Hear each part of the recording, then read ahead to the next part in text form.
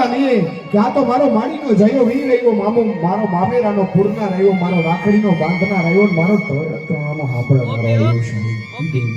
ખમ્મા મારા વીરને કેટલી બેન છે, દર્દની દોટ મૂકી હોવાના લીએ એટલે એમ કહેવાય કે બેનના માથેથી ભાર છે લગ્નનો હરખ થઈ જાય.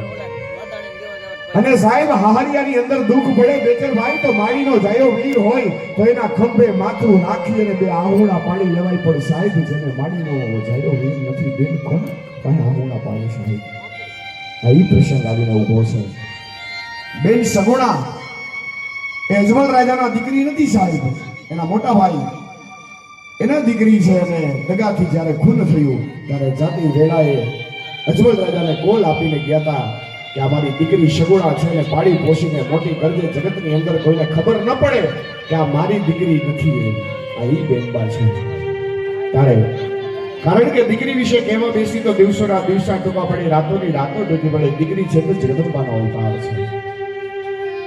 એટલું તો નહીં પણ દીકરી જ્યારે પરણીને હારે જાય ત્યારે દેરાણી મેરણા બોલે, જેઠાણી મેરણા બોલે. એટલું નહીં પણ 5 વર્ષના ઘોડિયાની અંદર ફૂટેલી નણંદાઈ છે ને એ મેરણા બોલતી હોય કે તારા પિયરિયાની અંદર તો પીપળા ઉઈગા, તારા મામેરા લઈને કોણ આવશે સાહેબ. તુંબાનો ઘા કરો બેચરભાઈ તો એની રૂજ આવી જાય, પણ બોલેલા શબ્દોની ક્યારેય રૂજ નથી આવતી સાહેબ.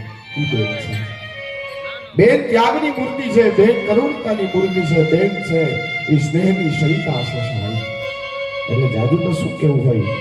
પણ વરડુસર ગામના આટલા બધા ભાઈઓ બેઠા છો, બહેનો બેઠા છો એટલે મારે જાજા તો નહીં પણ સાહેબ 101 રૂપિયાના 11 બોલ જોઈએ છે. કોણ વાડીનો જયો વીર એમ કે કદાચ અમારી બેન સગુણા પરણતી હોય તો અમે માણીના જયા વીર બની જાય, અમે કાકાને કુટુંબ બની જાય. અમારી બેનને જરાય ઓછું ન આવવા દઈ સાહેબ.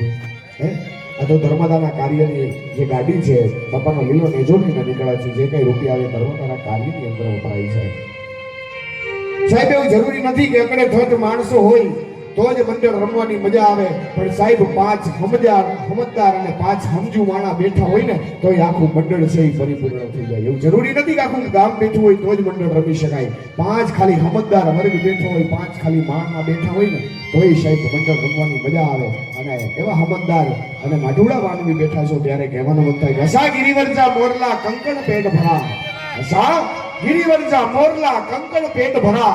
ઋતુ આવે ને બોલીએ તો બાપ અમારા હયા ફાટ અમારા. દેવાનો ટાઈમ આવે અને ભલામણા જો દઈ નહીં ને તો આપણી જનતાનું ધાવણ લાગે. આજ હાકલગીરી છે એક બેન માટે થઈને, એક દીકરી માટે થઈને અને એક ધર્મદાના કાર્ય માટે થઈને.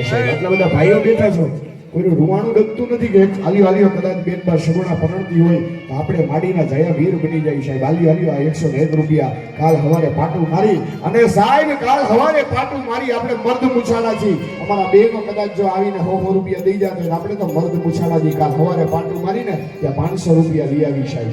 બાબુ 10 ને આપે 20 એ તો મારો રામો ધણી આપે સાહેબ.